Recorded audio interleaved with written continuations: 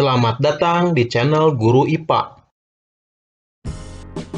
Pada kesempatan kali ini, kita akan belajar tentang aliran elektron pada suatu konduktor yang disebut sebagai listrik dinamis, khususnya mengenai arus listrik dan hantaran listrik.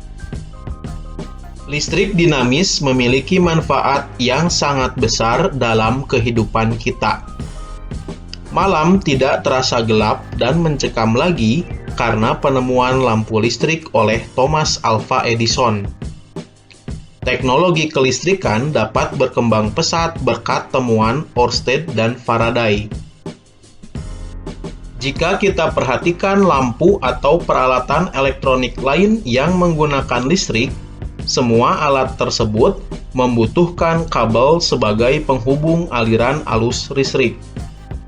Secara umum, aliran arus listrik bersumber dari pembangkit listrik seperti generator, baterai, aki, dan lain sebagainya.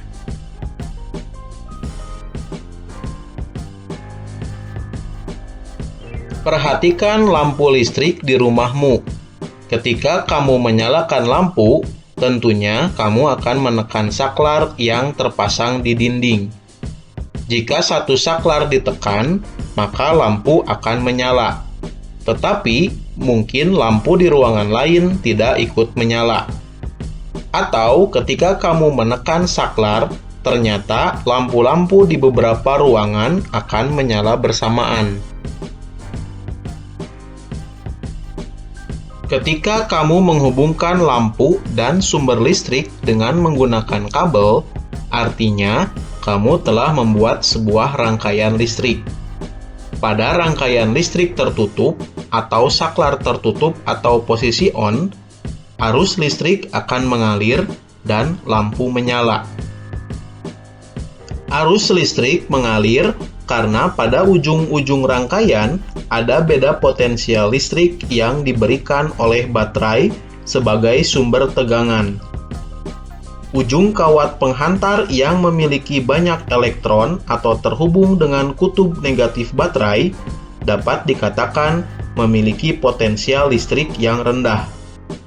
Sedangkan ujung kawat penghantar lainnya yang memiliki sedikit elektron atau terhubung dengan kutub positif baterai dapat dikatakan memiliki potensial listrik yang tinggi. Arus listrik mengalir dari potensial tinggi ke potensial rendah, sedangkan arah aliran elektron dari kutub negatif ke kutub positif.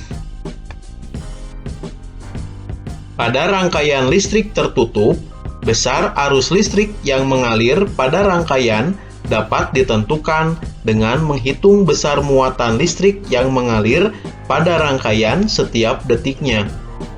Hal ini karena besar arus listrik yang mengalir dalam suatu rangkaian tertutup sebanding dengan besarnya muatan listrik yang mengalir pada setiap detik. Atau, secara matematis, besar arus listrik dapat ditulis sebagai berikut. I besar sama dengan Q dibagi T. Dengan I besar adalah arus listrik dengan satuan ampere, Q adalah muatan listrik dengan satuan coulomb, dan T adalah waktu dengan satuan sekon. Contoh soal arus listrik. Arus listrik sebesar 5 mA mengalir pada suatu kawat penghantar selama 0,1 sekon. Berapakah besar muatannya? Diketahui I atau kuat arus sama dengan 5 mA, sama dengan 0,005 ampere. Dan waktu atau T sama dengan 0,1 sekon. Ditanyakan besar muatan yang berpindah pada suatu kawat penghantar atau Q. Dijawab dengan menggunakan rumus I sama dengan Q dibagi T. Maka didapatkan rumus Q adalah I dikali T, sama dengan 0,005 ampere dikali 0,1 sekon. Didapatkan hasil 5 dikali 10 pangkat negatif 4 coulomb.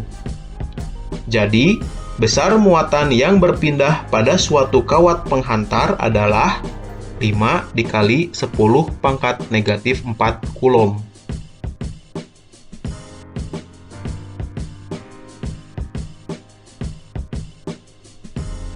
Sering kita mendengar bahwa listrik dapat mengalir pada kabel.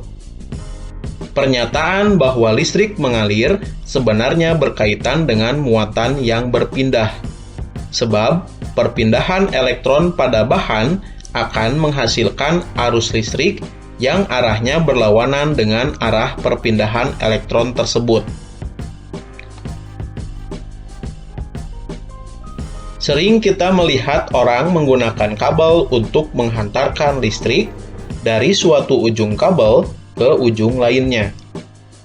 Kabel biasanya terdiri atas bahan tembaga atau perak di bagian dalamnya dan dilapisi bahan plastik atau karet di bagian luarnya. Hal ini berkaitan dengan kemampuan bahan untuk menghantarkan listrik. Setiap bahan memiliki daya hantar listrik yang berbeda-beda.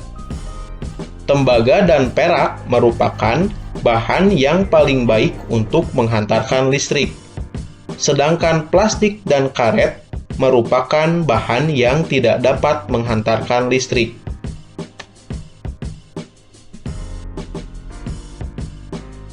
Agar arus listrik dapat disalurkan dengan baik, maka dibutuhkan bahan yang mampu menghantarkan arus listrik dengan baik pula. Pada bahan yang mampu menghantarkan arus listrik, elektron dapat mengalir dengan mudah. Bahan-bahan yang dapat digunakan untuk menghantarkan listrik disebut dengan konduktor listrik. Contoh dari konduktor listrik adalah tembaga, perak, dan emas.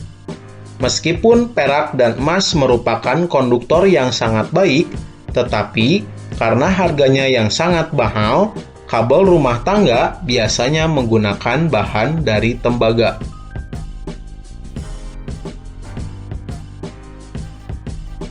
Pemberian plastik atau karet sebagai pelapis kabel bertujuan agar kabel lebih aman digunakan.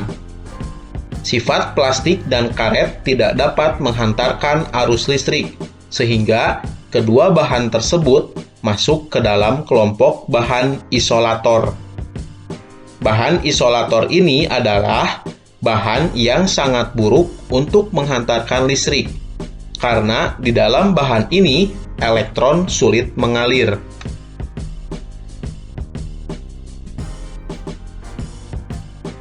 Bahan semikonduktor listrik adalah bahan-bahan yang jika berada pada suhu rendah bersifat sebagai isolator, sementara pada suhu tinggi bersifat sebagai konduktor. Contoh bahan semikonduktor listrik adalah karbon, silikon, dan germanium. Pada bidang elektronika, bahan semikonduktor digunakan untuk membuat transistor yang kemudian dirangkai menjadi integrated circuit atau IC. Setiap bahan memiliki kemampuan yang berbeda dalam menghantarkan listrik. Kemampuan tersebut tergantung pada nilai hambatan jenis suatu benda atau bahan.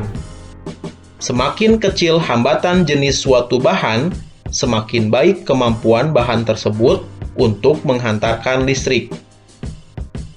Pada tabel berikut disajikan beberapa nilai hambatan jenis dari bahan.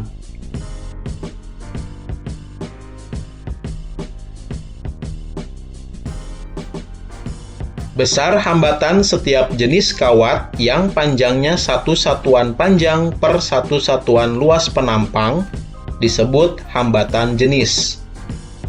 Besar hambatan jenis berbeda-beda untuk setiap jenis kawat, sehingga dapat dituliskan R sama dengan Rho dikali L dibagi A, dengan R adalah hambatan kawat dengan satuan ohm, Rho adalah hambatan jenis kawat atau ohmmeter, L adalah panjang kawat dengan satuan meter, dan A adalah luas penampang kawat dengan satuan meter persegi.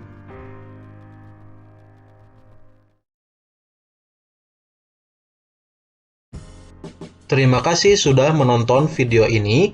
Jangan lupa untuk mendukung channel ini dengan menekan tombol subscribe.